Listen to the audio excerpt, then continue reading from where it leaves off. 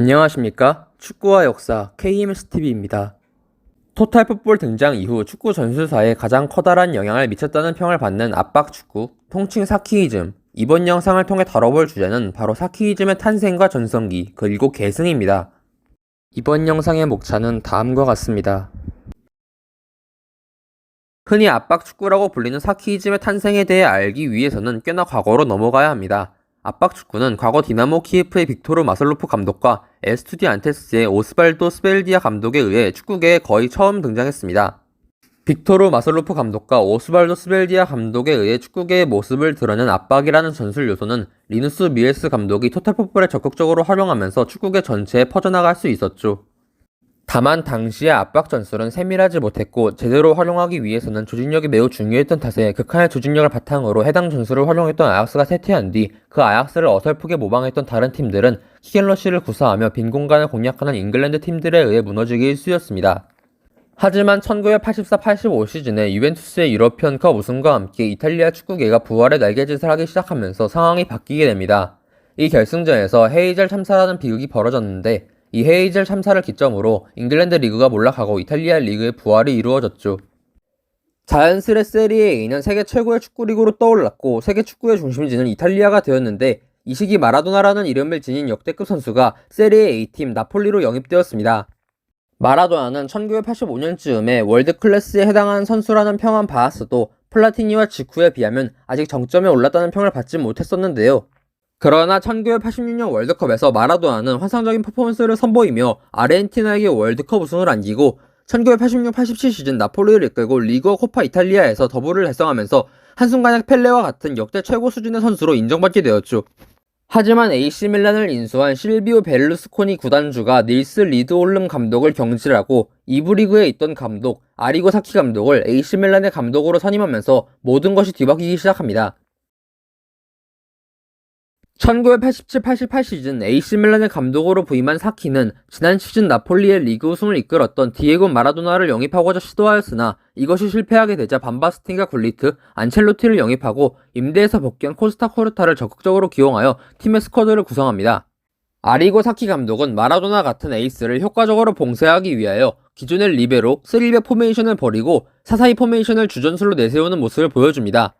4-4-2 포메이션은 잉글랜드에서 자주 활용하는 전술이었지만 이탈리아에서는 카타나치오 조나미스타를 기반해 리베로를 활용하는 3백 전술이 주류로 자리를 잡고 있었습니다. 하지만 아리고 사키는 3백 전술을 과감히 버리고 4-4-2 포메이션을 메인 포메이션으로 채택하였죠. 하지만 아리고 사키 감독의 4-4-2 포메이션은 잉글랜드에서 활용하는 4-4-2 포메이션과는 차원이 달랐습니다.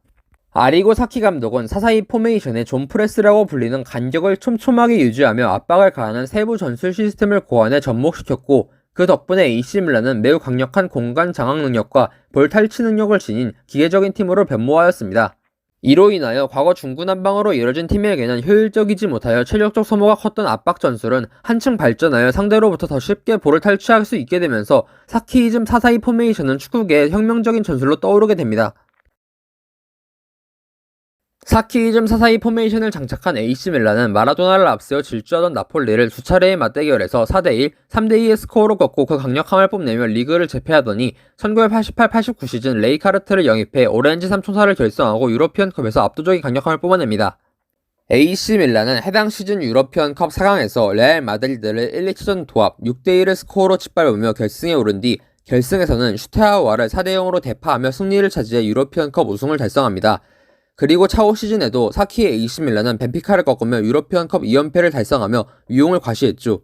하지만 유러피언컵 2연패를 달성하는 시점 이후 AC 밀란은 자국리그 우승을 게르만 삼총사를 내세운 라이벌 인테르와 마라도나의 나폴리, 만치니의 삼프도리아에게 연달아 내주면서 흔들리는 모습을 보이게 되는데요. 허나 아리고 사키 감독이 이탈리아 국가대표팀 감독으로 부임한 이후 후임자로서 AC 밀란을 맡게 된 카펠로 감독이 사키이즘 정신을 이어받은 채로 팀을 지휘하게 되자 AC 밀란은 다시 한번 날아오르게 됩니다. 카펠로의 AC 밀란은 91-92 시즌부터 93-94 시즌까지 3연속 리그 우승을 달성하였고 92-93 시즌부터 94-95 시즌까지 3연속 챔피언스리그 결승에 오르는 면모를 보여줍니다. 다만 아쉽게도 AC 밀란은 3연속 챔피언스 리그 결승 진출에도 불구하고 우승은 93-94 시즌을 빼면 준우승에 그쳤는데요.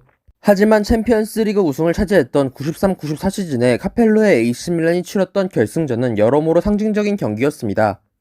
당시 결승에서 만난 상대는 크루이프 감독의 드림팀 바르셀로나였는데 그들은 91-92 시즌 유러피언컵 챔피언이자 사키이즘과 마찬가지로 축구계에 상당한 영향력을 보여주던 크루이프즘이라는 전술을 활용하고 있었습니다. 결승전을 앞두고 AC밀란은 주축 선수들이 빠졌던 반면에 바르셀로나의 전력은 건재했던지라 카펠로의 AC밀란은 여러모로 크루이프의 바르셀로나에게 열세라는 평을 받았는데 AC밀란은 그러한 평을 뒤집고 4대0의 스코어로 대승을 거두며 챔피언스리그 우승을 차지하는 쾌거를 이루어냈죠. 사키이즘이 축구계에 미친 가장 큰 영향을 꼽으라면 단연 압박 전술의 보편화를 꼽을 수 있을 것입니다. 사키이즘의 등장과 함께 수많은 팀들은 압박 전술을 적극적으로 활용하기 시작하였고 4-4-2 포메이션은 축구계의 대중화된 포메이션으로 올라서게 됩니다. 또한 이탈리아에서는 그동안 사용하던 리베로 3백 전술이 사실상 사장되기 시작하였고 사키이즘이 80년대 후반과 90년대 초반을 지배하는 전술로 자리매김하면서 4-4-2 사키이즘을 공략하기 위해 노력하는 팀들도 다수 등장하였습니다. 그들은 4-2-3-1 포메이션과 4-3-1-2 포메이션 같은 전술을 활용하며 4-4-2 포메이션보다 더 강력한 중원 장악력을 구축하고자 하였고 실제로 이는 큰 효과를 발휘하며 4-4-2 포메이션을 쇠퇴하게 만들었죠.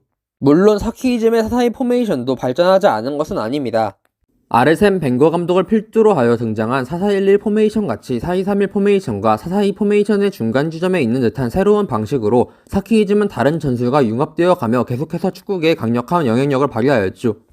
현재 사키이즘은 위르겐 클롭 감독과 디에고 시메오네 감독 등에 의해 각각 개인 프레싱과 두줄 수비 전술로 계승이 되어 여전히 현대 축구사에 강력한 영향력을 끼치고 있으며 앞으로도 축구 전술사에 가장 거대한 영향력을 남긴 전술 중 하나로 기억이 될 것입니다. 준비한 내용은 여기까지입니다. 시청해주셔서 감사합니다.